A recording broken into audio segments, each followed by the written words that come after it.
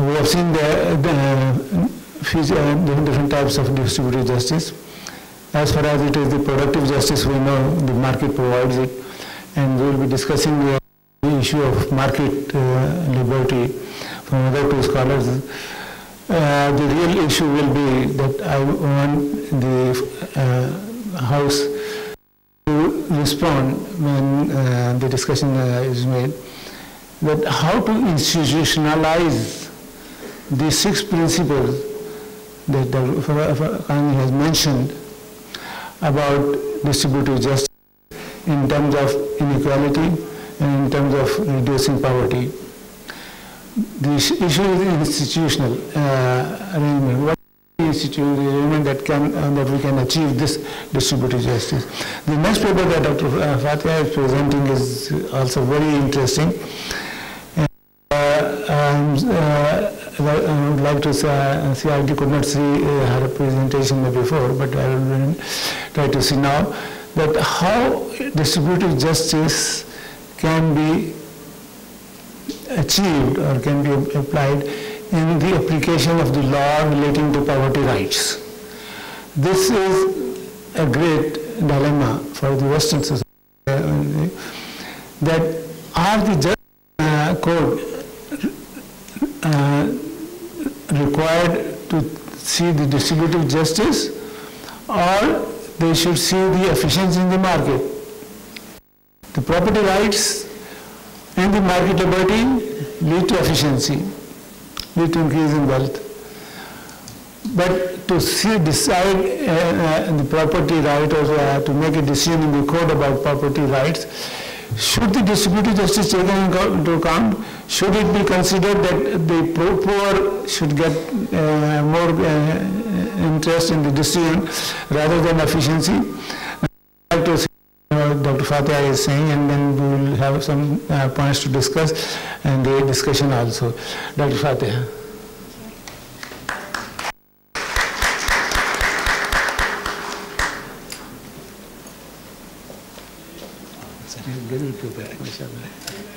I have read this and I was impressed. But not time to explain. Assalamu alaikum. And I thank you very much for giving me the opportunity to present research, and thank you for the audience too. So I'm going to present a paper on property rights based on Muslim economic efficiency and gender equality.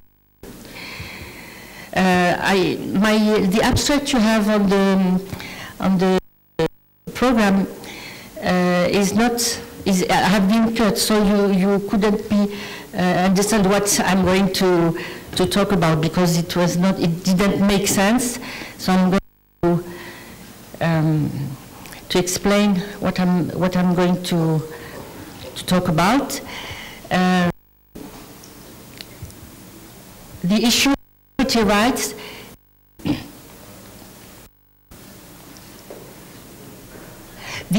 property rights is central to contemporary theories of development.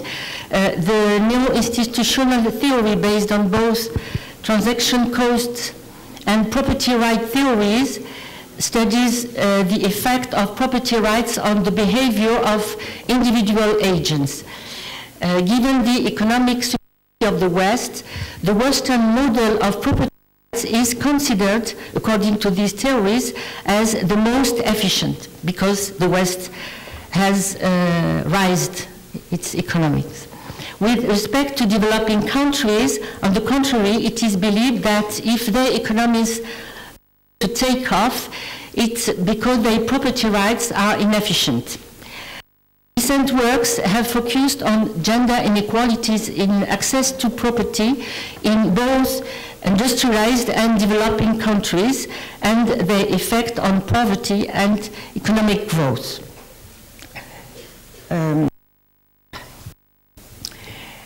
Last century, women under Muslim laws enjoyed much more advantageous property rights than women in the West. However, today, Muslim countries are ranked among the last in the world in terms of women's access to property.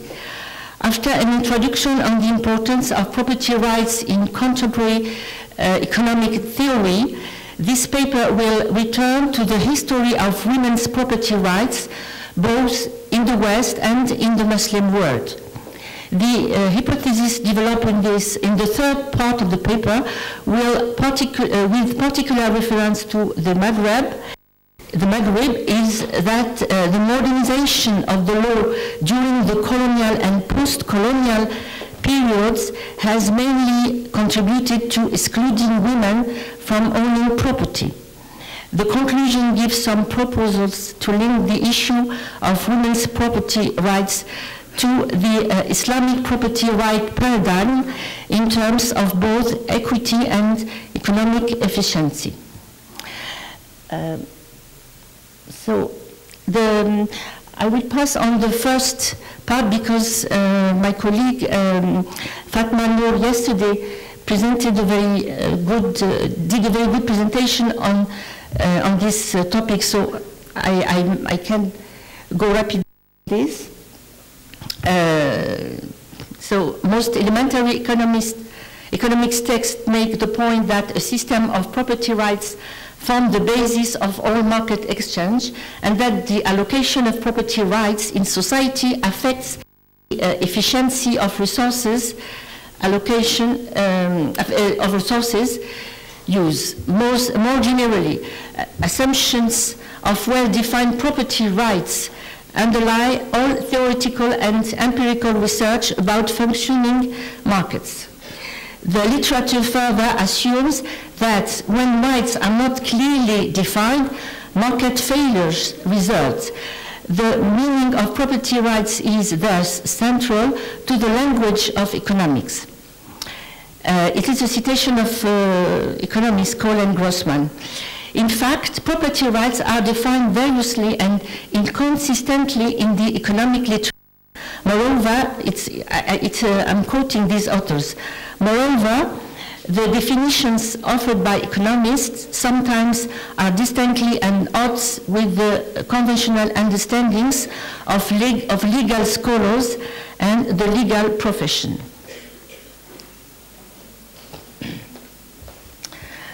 So I will pass rapidly on the economic approach to rights. There is also the De Soto theory of formalization of property rights, that is for the third word, and go to the Western conception of property rights. Property rights in European origin law.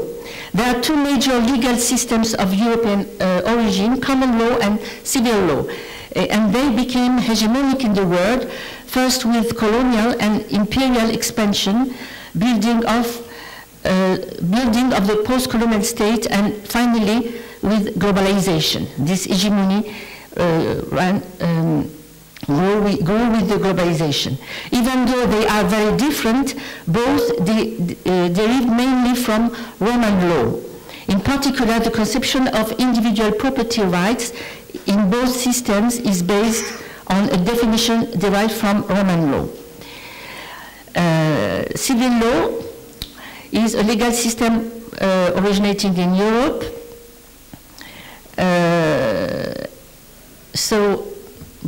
I pass on civil law and common law. The differences between civil law and common law, I think you know them. They are different, but they are based on the same definition of property rights. And these systems are hegemonic on the world, and you can see the civil law in blue is hegemonic in the Arab world, and the common law is in red. And the other system, in the Muslim world, there are only Saudi Arabia and Iran that are not dominated by these, that did not adopt these systems, that have called Islamic law.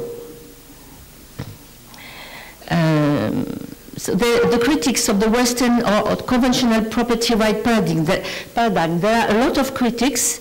Yesterday I talked about the commons, the theory of commons from Elinor Ostrom, with the first woman to be awarded the Nobel Prize in 2009. This theory is not, the commons have been appropriated by different currents, liberal or socialist. They are not attached to one ideology. They are anti-capitalist critics of property laws, of conventional property law. They are culturalist critics, post-colonial critics, and I would just talk about the research of Untitled Chapter, who is based on the ethical approach to Islam economics and finance, challenging the neutrality and universality of Western economic thought. Valentino Catalan suggests the application of a plural legal approach, even for the West, to property rights as a viable path to identify the distinctiveness of Islamic economics as a scientific paradigm that is unique to Islam. It is his work, Legal Pluralism, Property Rights, and the Paradigm of Islamic Economics. The second part of the paper is back to the history of women's property rights in the West and in the Muslim world. I think it's important to know the history, what happened in the West, because it is this system that have been that is hegemonic now.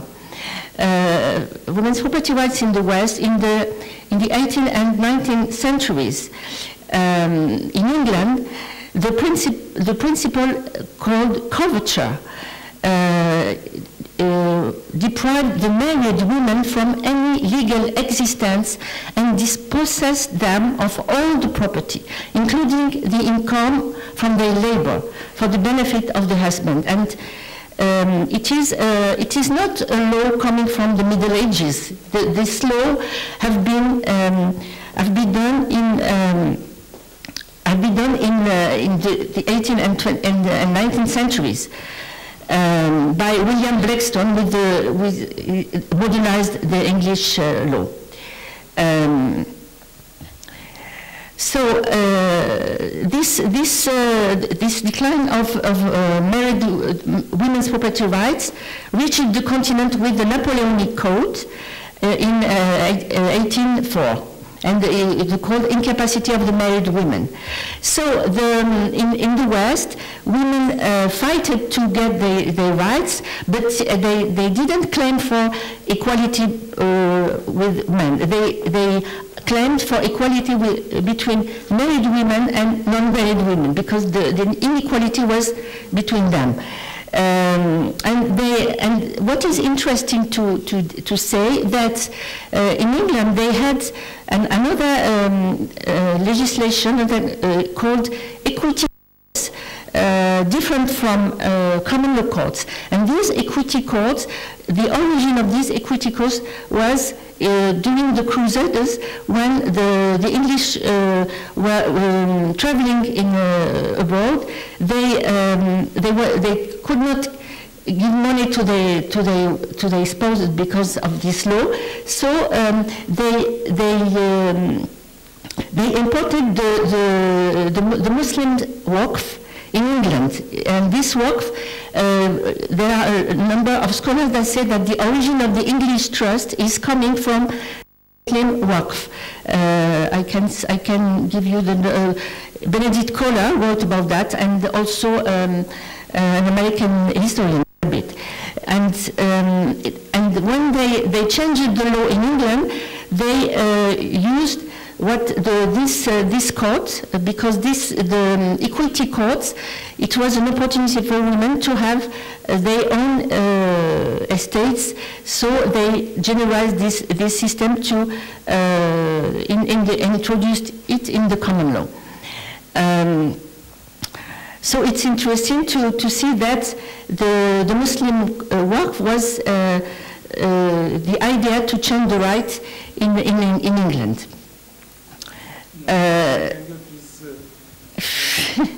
So in the Muslim world, all the studies before the reforms, that means before colonization, show that women had very important property laws, and these property laws allowed them to get a lot of properties. But when with the colonization, what happened? The colonization changed the law, but the way they did not erase the Muslim law. They invented something called the personal statute, and they invented something, a dichotomy between the real statute and the personal statute. And this invention doesn't exist in the Muslim law, and the French invented it especially for Algeria, because it doesn't exist in the French law, because the French abolished the statute with the revolution, and in the Napoleonic Code, it doesn't talk about statutes. It's about rights, real rights and personal rights, and they changed the terms, especially for Algeria. They invented real statute and personal statute just to give the Muslim a statute apart that put them out of the law, out of the law of the French law, and the statute was a way to put the Islamic rules in something that never changed. And I can't present all my topic, but the problem is that after the independence, all these countries adopted this statute. The first one was Egypt. Egypt adopted the French. Egypt adopted the French civil law, but they adopted also the personal statute that have been invented by the French, and this personal statute put the family law apart from the whole law. And this is not, in my opinion, it's not compliant with the conception, the Islamic conception of law, because I think maybe you have your point of view on that, but in the Islamic law doesn't define statutes. It defines acts that are legal and acts that are forbidden, and acts that are nor legal nor forbidden. But I don't think that there are statutes in the Islamic law. So now the problem, I will just finish with a reference to because I can't finish back to the Islamic world, reference to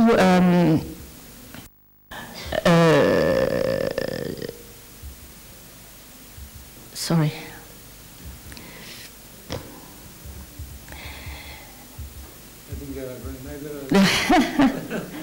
Reference, yes, to Ibn Rushd, because I think Ibn Rushd is very interesting for our purpose, because it is a great jurist of Maliki right, and he is one of the founders of economics, even in the Western, the Western version of the history of economic thought, he is often overlooked.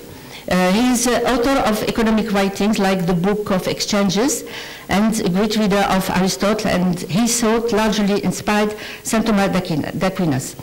But unlike Aristotle, who, like all Greek thinkers of his time, considered women inferior, Ibn Rushd had a different approach inspired by the Islamic conception. He asserted that there is no difference between women and men, between women and they both belong to the human species, and as such are endowed with the same intellectual abilities. At that time, for him, the differences between them are differences of degree and not of nature.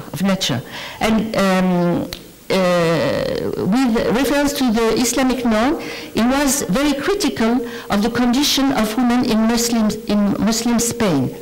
In his native Spain, he writes, women are employed only in the procreation and upbringing of children and are at the service of their husbands. As a result, they often resent plants. He concludes that the women in these states are a burden on society and that their inactivity is a cause of poverty. So he is the first, one of the first to have linked the situation of women in the Islamic world to economic efficiency. And sorry, but I can't finish my speech, so thank you very much.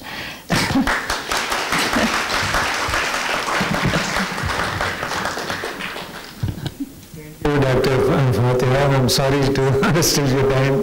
You had very useful item to suggest to the House. And in fact, what I got very interested in the subject, that property rights laws in Muslim countries need reforms. And the property rights laws have a dilemma that when it comes to them, the courts do not have much flexibility to switch from the law which aims at efficiency to take care of the poor or take care of the women or take care of other. So it is only the institutional arrangement that can be developed in an economy that will not let the courts take the decisions, but the institutions make the arrangements that the distributive justice, particularly with respect to gender or with respect to poor people, are taken care of in the society. Now we come to the next paper, which is very interesting indeed, morals in the market. And if we apply these concepts, then market, which is only aimed at efficiency and growth of economy, if morals are there, the distributive justice is built in those economic activities.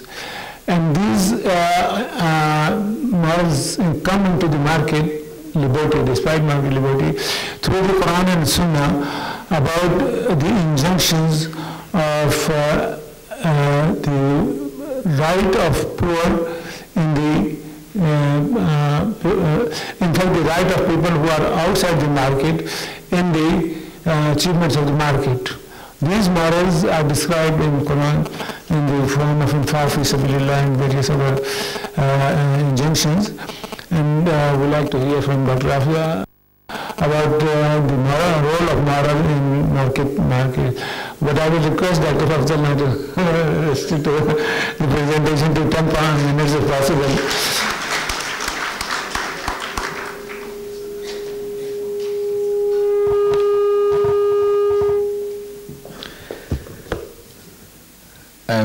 May the peace and blessings of the Lord be upon you all. Good afternoon. And thank you for having me. Thank you, Mr. Chairman. So, just leading on from the previous speaker, Fatiha, regarding the points that she ended on women's rights, something I want to express is that, yes, indeed, men and women have equal rights, and one thing that women need to consider in this country and empower yourselves to lead this nation, because you are just as equal to the male leaders that are in government today. Don't forget that. So I'm going to briefly discuss, my paper is regarding morality, because at the end of the day, Islam is a religion of morality. No morals, no humanity. Finished. Okay? So the core of the discussion in Islam is morality. That is the core to anything. And anywhere that you are not moral, you are simply not following the tenets of the faith. Now, leading on to liberty, this is the Islam and Liberty Network. What is liberty? Liberty is basically freedom. In Islam, we believe in free will. So freedom is a tenet of free will. But the question is, how free are we? How free are we? There's three constraints that I can pick up on. Three. Social constraints, moral constraints, and economic constraints.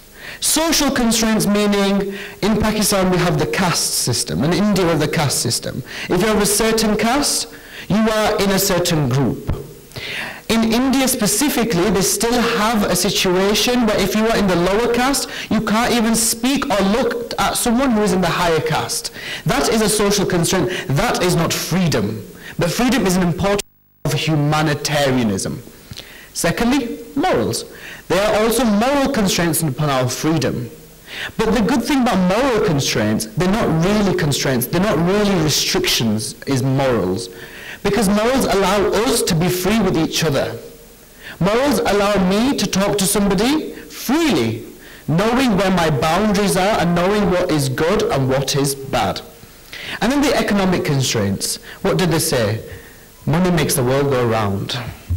Yeah? Not the gravitational force of the sun, it's money makes the world go around. So these economic constraints are one of the biggest constraints that lead us in the situations that we are in today. But the beauty is, the Sharia is a very diverse legal system. But the important point is, it is a legal system. And in any nation that wants to develop economically, now I'm talking about Pakistan, it's an honest truth. If you get stopped by a policeman, give him a few hundred rupees and you'll get away with it. Tell me if I'm wrong. It's an honest truth that I do not want to admit, but it happens. Where there is no fear or respect of the law, fear and respect of the law, there can be no economic development. It's a simple point. The example I can think of, so I was speaking to a senior manager at Santander. Santander is a huge bank in the West. And they have opened call centers in India.